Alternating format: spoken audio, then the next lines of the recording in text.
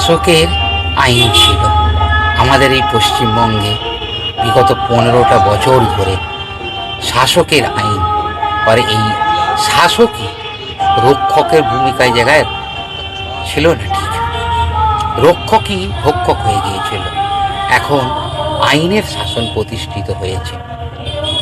আমাদের মুখ্যমন্ত্রী শুভেন্দু অধিকারী মহাশয় কাল বাগনান গিয়েছিলেন। প্রশান্ত দে এক বিজেপি কর্মী, খুবই ভালো, ওখানকার ভালো বিজেপি কর্মী ছিলেন এবং লোকসমাজেও খুব ভালো ব্যক্তি ছিলেন। তাকে নিরীহভাবে হত্যা করা হয়। অনেকজন মার খেয়েছিলেন, সাধারণ লোক থেকে, বিজেপি কর্মী থেকে। এই প্রশান্ত দে মহাশয় ছিলেন। তাকে বাঁচানো যায়নি। তো আমাদের মুখ্যমন্ত্রী শুভেন্দু অধিকারী মহাশয় গিয়েছিলেন এবং কিছুজন ধরা পড়েছিল। 51 জনের নামে এফআইআর হয়েছিল। মুখ্যমন্ত্রী মহাশয় পুলিশ এবং সিআইডির ওপর এই তদন্ত ভার দিয়েছেন এবং এটাও বলেছেন যারা এখনো অ্যারেস্ট হয়নি তাদেরও এই পাতালেও যদি লুকিয়ে থাকে সেখান থেকে খুঁজে বের করে অ্যারেস্ট করতে হবে এবং যত তাড়াতাড়ি সম্ভব যা আইনের নিয়ম কানুন আছে তার মাধ্যমে এনাদের সাজার ব্যবস্থা করতে হবে।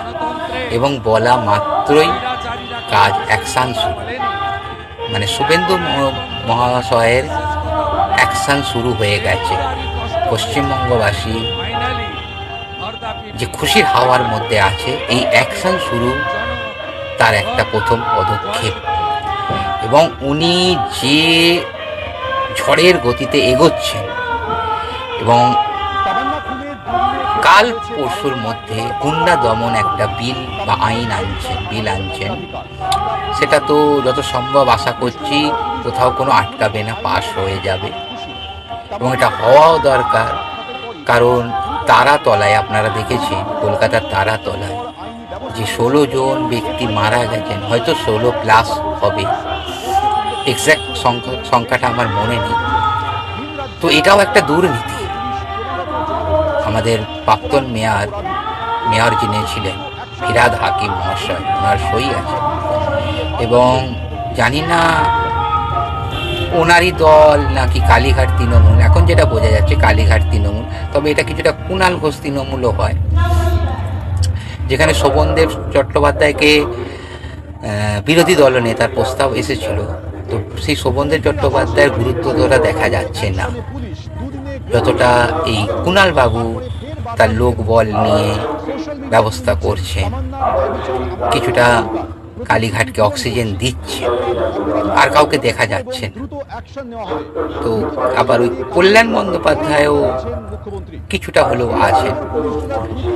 তো শুভেন্দু অধিকারী মহাশয় উনি বলেছেন ফিরহাদ হাকিমকে, এবং কল্যাণ বন্দ্যোপাধ্যায়ও বলেছেন এই ফিরহাদ হাকিমকে অ্যারেস্ট করতে হবে। কালীকে ধরা হয়েছে, দুয়াতকেও ধরতে হবে। তো এই বিলটা যে আসছে, এই বিলটাতে এমন এক প্রচেষ্টায় হবে এবং এমন একটা ব্যবস্থা হবে যে কেউ কোনো জোরপূর্বক কারো জমি, সম্পত্তি, ঘর বাড়ি, চাকরি, যাই হোক নিজস্ব প্রপার্টিকে কেউ জোর জবরদস্তি দখল করতে পারবে না। এবং আগুনের মতন শুভেন্দু অধিকারী মহাশয় টকবক করে ফুটছে। আপনারাও দেখেছেন, আমরাও দেখেছি। সেই ছোটবেলা থেকে দেখে আসছি মহরম, বড় বড় তলোয়ার, বিভিন্ন রকম অস্ত্র শস্ত্র নিয়ে এসে এমন ঝম্প একটা হতো। যতটা জানি, যতটুকু লেখাপড়ায় শিক্ষিত হয়েছি বা জানি, যে এটা একটা শোক দিবস, এটা এইভাবে ঠিক হয় না। কলকাতাতেও দেখেছি যে সেখানে কালো জামা কাপড় পরে এবং বুক চাপড়ে, হাতে প্লেট নাকি একটা থাকতো, বুক চাপড়ে বুক থেকে রক্ত বার করে দিত, শোকের আর্তনাদ যেটা বলা হয়। তো এখানে আমরা ছোটবেলা থেকে যে দেখে এসেছিলাম যে একটা ওই মানে ভয়ের ভীতি, যে মহরম যাবে, সরে যাও সব, রাস্তা ফাঁকা করো, বাড়ি থেকে খুব বেশি রাস্তার গায়ের কাছে যেও না, মানে একটা সেই কীরকম, আর পুলিশ মিলিটারি সে মানে একদম কিরাম টাইপের ব্যাপার হয়ে থাকতো, যে ভাবা যেত না এটা আবার কি ধরনের অনুষ্ঠান, এটা কোন কোন ব্যবস্থার প্রতীক। তাও মানে একটা মুসলিম সমাজে বিশাল একটা আলোড়ন তৈরি হতো যে মহরমে আমি আমার তরোয়ালকে ধার দেবো, এ দেবো। কিন্তু এই বছর জীবনে প্রথম দেখলাম আমাদের এখানে পাঁচলাতে, যেখানে সবচেয়ে বড় হয় যেটা বাউড়িয়া, সেখানেও দেখেছি। তারপরে আমাদের যে মুসলিম যেখানটায় বেশি, যেরকম বেগড়ি থেকে শুরু করে বড়গেছিয়া, ওখানেও দেখেছি, আমি ঘুরেছিলাম। তো দেখেছি কোথাও কোনো নেই, বাউড়িয়ায় কিছুটা হয়েছে, কোনো অস্ত্র নেই, সাধারণ মানুষ বেরিয়েছেন, বিশেষ করে মুসলিম সমাজের মানুষরা বেশি বেরিয়েছেন, তাদের শোকযাত্রায় সামিল হয়েছেন, ছোট থেকে বড় থেকে সবাই, কোনো অস্ত্র নেই। কিন্তু বেগড়ি বলুন বা ডোমজুড় বলুন, এসব জায়গায় মহরম বেরোই, মানে ওখানে কোনো একটা যে মহরমের সেটা বোঝাই গেল না। বা হুগলি, মানে সে কি অস্ত্র ভাণ্ডার, যেন ওই দিন যেন অস্ত্রের জলুস দেখা যেত, সেখানেও ওরকম নেই। আগে কত বড় বড় তাজিয়া, তার আগের দিনে বা তার আগের দিনে পুলিশ মহল থেকে এসে গাছপালা কাটতে কাটতো, এবছর কোনো কিছু নেই। শুভেন্দু অধিকারী মশা বলেছেন যে যার ধর্ম সে পালন করুন, নিয়ম মেনে। পুলিশ মহাশয় বলে দিয়েছেন যে আপনার ধর্ম আপনি পালন করুন, কিন্তু নিয়ম মেনে, আইন মেনে। দেখুন কি সুন্দর, একদম শান্তভাবে সব দল গেল। বেশি লোক যায়নি এবছর, খুবই কম সংখ্যক গেছেন, তবু গেছেন শোকের প্রতীক হিসেবে এবং খুব শান্তশিষ্টভাবে। কিন্তু বিগত সরকার বলেছিলেন যে একটা কমিউনিটি 1 মিনিটে শেষ করে দিতে পারে, একটা কমিউনিটি আপনাকে না একটা আঙুলের টিপেই আপনাকে শেষ করে দিয়েছে, আর কাউকে শেষ নেই। এখানে হিন্দু মুসলমান যেই হোক, আমরা একসাথে স্কুল থেকেও পড়েছি, অনেক মুসলিম ফ্রেন্ড আছে। ঈদে আমি সিমুই খাই, ফোন করে ডাকি, কিরে ভাই সিমুই দিবি না, আমি ডাকি, দিয়ে যায়। সেই বন্ধুত্ব আছে, অনেক মুসলিম বন্ধুত্ব আছে, অনেক মুসলিম মানুষের সাথে ওঠা বসা, চা খাওয়া, সব কিছু হয় আমাদের। কিন্তু এই যে তৃণমূল সরকার যে একটা তোয়াজি করে গিয়েছিল না, তোয়াজ করা, তার জন্য সমাজে একটা পরিবর্তন, একটা আলাদা অন্য বার্তা বহন হয়েছিল। সেই বার্তাটা কিছুটা হলেও কমেছে, অনেক কমেছে। তো আবার আমরা চাই সেই যেরকম একসাথে স্কুলে যেতাম, একসাথে খেলতাম, সেই দিনগুলো ফিরে আসুক। কে আমরা মানে আমার যারা বন্ধু আছে মুসলিম, তারাও আমাদের অনুষ্ঠানে সামিল হোক, আমরাও তাদের অনুষ্ঠানে সামিল। এটাই তো ভাইচারা, এটাই তো একই বৃন্দে দুটি কুসুম হিন্দু মুসলমান বলা যায়। ওই লেলিয়ে দেওয়া কেস হয় না। হ্যাঁ, যেরকম আমাদের যে দমকল মন্ত্রী ছিলেন, উনি বলেছিলেন যে মমতা ব্যানার্জি ওনাকে বলছেন রেড রোডে গিয়ে নামাজ পড়ো, কিন্তু শুভেন্দু মহাশয় উনি কি করলেন, ময়দানে, আমাদের ব্রিগেড ময়দানে ব্যবস্থা করে দিলেন ঈদের নামাজের জন্য। ঈদুল ফিতরে যে কত লোক গেল, কি সুন্দরভাবে পালিত হলো। তো এটাই হচ্ছে আইনের শাসন, যে সরকার করছেন আইনের শাসন, এবং এই আইনের শাসনে যে বা যারা অন্যায় অত্যাচার করেছেন তাদের বিরুদ্ধে কঠোর ব্যবস্থা নেওয়া দরকার এবং নীতি হবে। কিছু কিছু যেরকম ব্যাপার দেখা যাচ্ছে যে হুমায়ুন বাবু অনেক বড় বড় কথা বলছেন, বেশি উড়বেন না।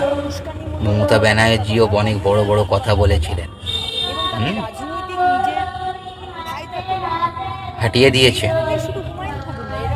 যান চলে যান, প্রাক্তন করে ছেড়ে দিয়েছে। তো হুমায়ুন বাবু একটু সাবধানে থাকবেন, ভালো ভালো কথা বলুন।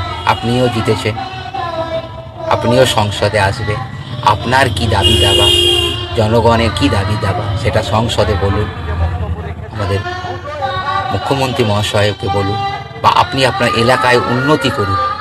এরকম গরম গরম ভাষণ দিয়ে টিকে থাকা যায় না, টিকে থাকা যায় না। আপনি যে বলছেন ওই 1 লাখ মুসলিম নিয়ে দেখিয়ে দেবেন না, আপনি ডাকবেন আর দৌড়বে কতজন, সেটা আপনি দেখেছেন। ফলতায় শাহজাহান ঝুঁকেগা নেই, হাফ প্যান্ট পরে ওড়বোস করছে। তার স্ত্রী কদিন আগে শাহজাহানকে ছাড়াতে গিয়েছিল জেলে, পুকুরে ঝাঁপ মেরে কী অবস্থা হয়েছে ভিডিওটা দেখবেন হুমায়ুন বাবু। এইভাবে উত্তেজিত ভাষণ দেবেন না। আসুন না আমরা সবাই মিলে পশ্চিমবঙ্গকে সোনার বাংলা করি। কি আপনার অসুবিধে?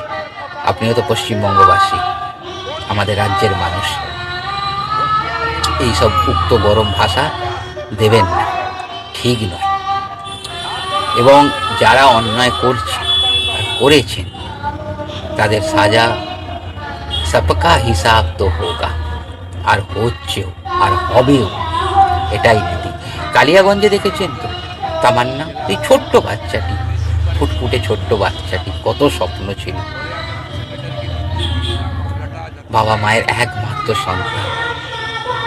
এই নির্মূল দল জিতে উল্লাসে আনন্দে ওই বাচ্চাটির পান কেড়ে নিলেন। কি লাভ হলো বলুন? একটা মা, এই একটি মাত্র সন্তান, ওনাদের বাড়িতে বাবা মায়ের কোলে আলো করে রাখতো।